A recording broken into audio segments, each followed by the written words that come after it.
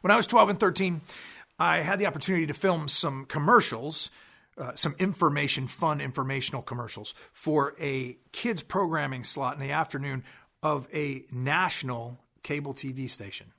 And I got bit by the acting bug. I loved it. I thought, I want to do this for the rest of my life. I want to be an actor.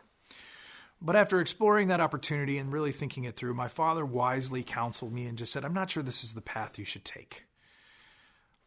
I wasn't sure what to do with the rest of my life, but I needed to know because I was 14 and I had to have a plan. I was focused because every 14-year-old should know what they want to do with the rest of their life.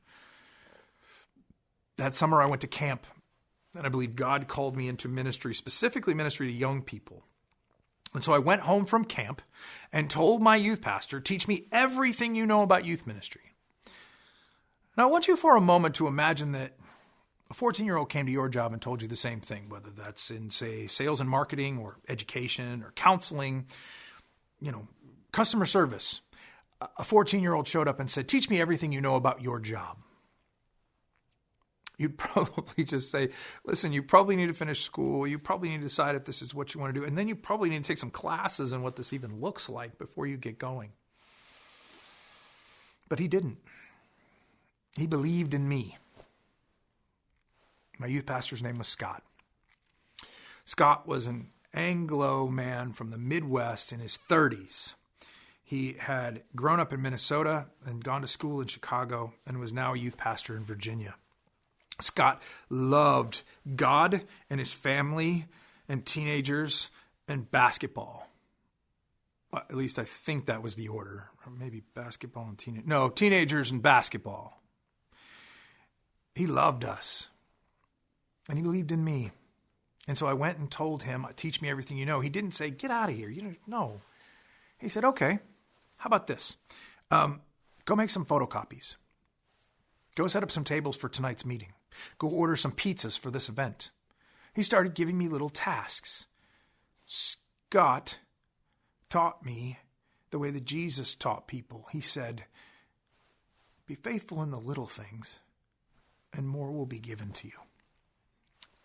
Because a good mentor pushes the people that they're mentoring to show themselves faithful in little things and then grow, and more is added, and more is added. So while I started off making copies or setting up voicemails, the latest technology at the time, for people to call in and listen to the latest events that were going on, I eventually started organizing events and evenings. I started helping him plan things so that by the time I was 16 and 17, I was running most of the logistics for a $10,000 annual fundraiser that funded most of our church's initiatives for youth missions. How did I get from making copies to running something so big? Because Scott was a good mentor, and he helped me understand how to take it in steps and to keep working and growing and growing. And every time I grow and every time I prove myself faithful, he gives me more. Scott loved me. And Scott, I've had the opportunity to continue to talk to him over the years, and I've had the opportunity to continue to watch my life and his life grow. And I know he's probably going to watch this. So, I want you to hear me say it from the bottom of my heart. Thank you for being a good mentor to me.